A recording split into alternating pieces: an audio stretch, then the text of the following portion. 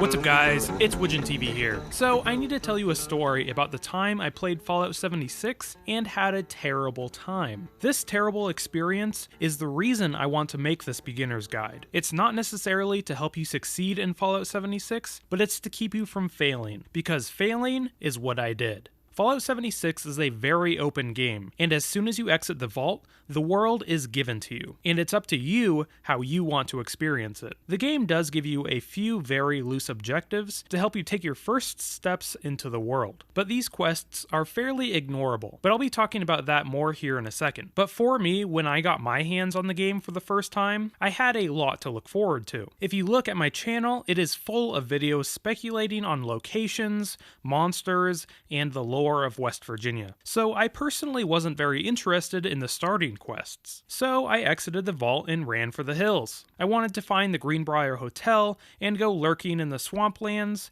to slay the legendary Wendigo. Being a experienced Fallout and Elder Scrolls player, I thought I could easily handle any challenge ahead of me. But I was just assuming this was just Fallout 4 Online. A game without hunger, thirst, disease, weapon condition, and a truly massive world to get lost in. It only took about an hour until I was floundering with no stim packs or RadAway, half my health bar was filled with radiation, and I had a few diseases from eating rotting food that I ate to keep from starving. Well, I starved anyway. And on top of my health problems, my hunting rifle needed repairing, and every weapon that I picked up was over my level, so I couldn't use it. This was a nightmare.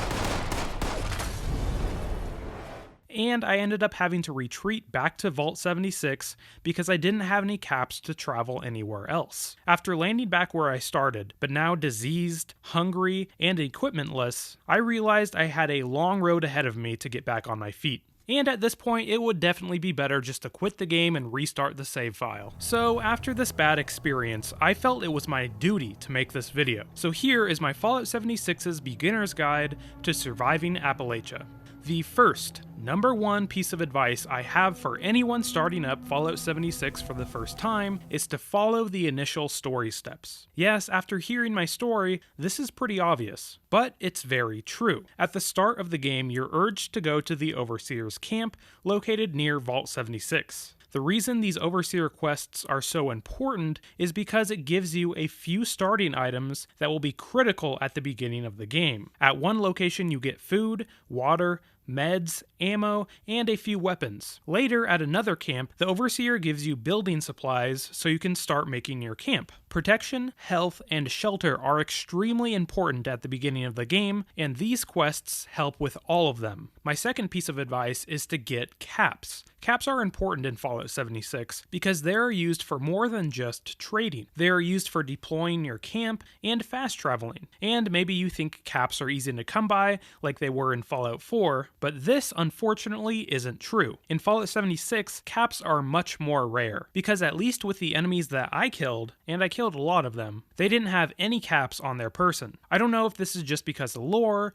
or just game balancing, but it severely limits your options for getting caps. So I recommend taking a proactive approach to getting caps. In my opinion, the best way to do this is to find a shop run by a robot. Now these are fairly rare, but if you keep your eye out for protectrons or these little vending machines, you should be golden. Especially because if you follow the Overseer quests into Flatwoods, the quest will bring you right to a Protectron vendor. Just trade anything on you or around you for a few caps. Probably around 100 of them will do. This is so you can fast travel and place your camp down. There are a few other ways to get caps, like completing side quests and finding them in the world.